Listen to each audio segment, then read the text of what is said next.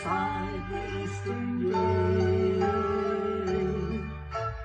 Then be ready, faithful pilgrim, lest with you it be too late. I will meet you in the morning. I will meet you in the morning, just inside the eastern gate over there.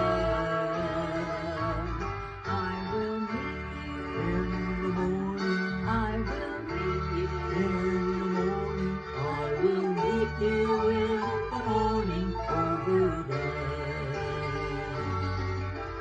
Keep your lamps all trimmed and burning, for the bridegroom watch and wait. He'll be with us at that meeting, just inside the eastern gate. I will meet you in the morning. I will meet you in the morning, just inside the eastern gate over there. I will meet you in the morning. I will meet you in the morning. I will meet you in the morning over there. I will meet you in the morning over there.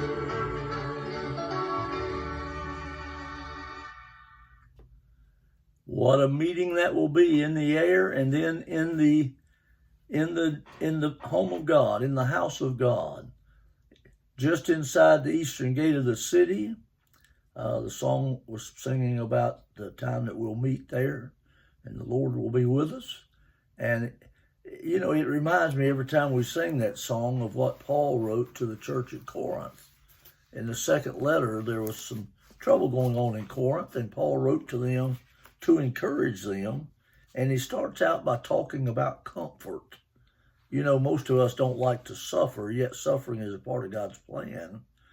Even his own son had to suffer for the sins of mankind. And so we can expect some suffering in life. But in comparison to the suffering we go through, is to look at the comfort that God gives us as we go through it. I love what the Bible teaches in 2 Corinthians chapter 1, where it talks about our God being a God of all comfort, one who comforteth us so that we may comfort others when they need it.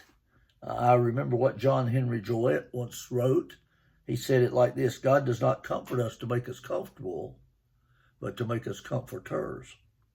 Isn't that interesting? God does not comfort us to make us comfortable. He comforts us to make us comforters. In other words, he wants us to learn some things whenever we go through suffering or sickness. He wants us to learn that he is there for us and that he will help us through it according to his will. There's three things I see here in chapter 1 of 2 Corinthians that I just wanted to share with you this morning to encourage you. First of all, I see that Christians need comfort.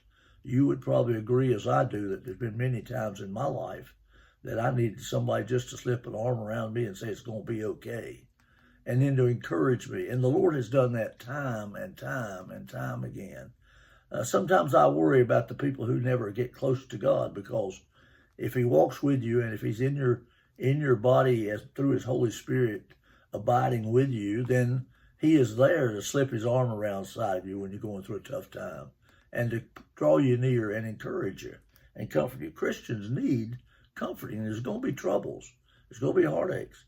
The second thing I see here is that when Christians need comfort, they receive comfort. The God of all comfort, it comes to comfort us. And he has comforted us, and he will comfort us. And then I see also not only Christians need comfort and Christians receive comfort from God, but Christians then share comfort one with another. It's been my privilege to serve families during the time of the loss of a loved one.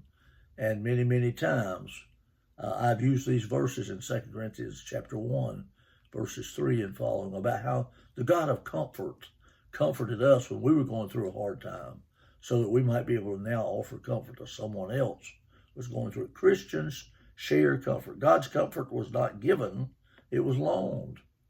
And it's loaned to us for a period of time and to teach us so that we can pass it on as others need it. When you suffer, avoid self-pity. Don't get to looking down on yourself or thinking bad of God because of what you're going through. For self-pity will make you as a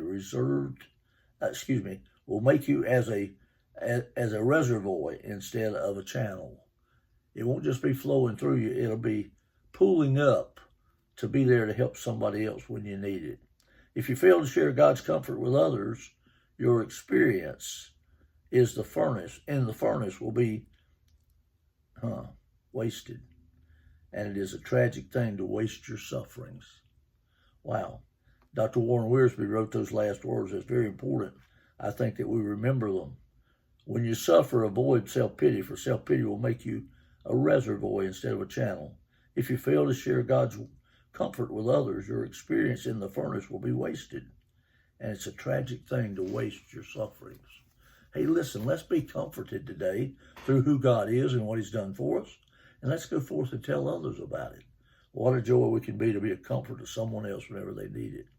Just recently, I was talking with a lady who's has lost her husband and was thinking about the difficulty that she's going through now in life. And I understand that, having my own dear Sandra being absent from the body but present with the Lord now reminds me that often that I am going through a time of suffering, but oh, how it has broadened my scope of ministry and the understanding of God and how big he is to help us in any situation we're going through.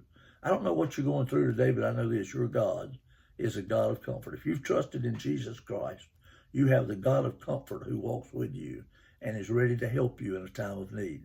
Reach out to him. Let him get close. Let him hold you if he needs to. Let him support you through that time.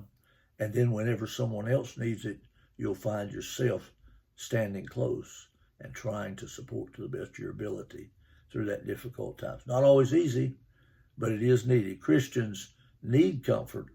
Christians receive comfort from God, and then Christians are to share comfort. Read 2 Corinthians chapter 1 and 2 today if you have time, and see what happens. God will bless you for the reading of his word, and he'll also encourage you through it. Hey, have a good day. I hope to see you next time we have encouragement right here with the Johnsons. Bye-bye.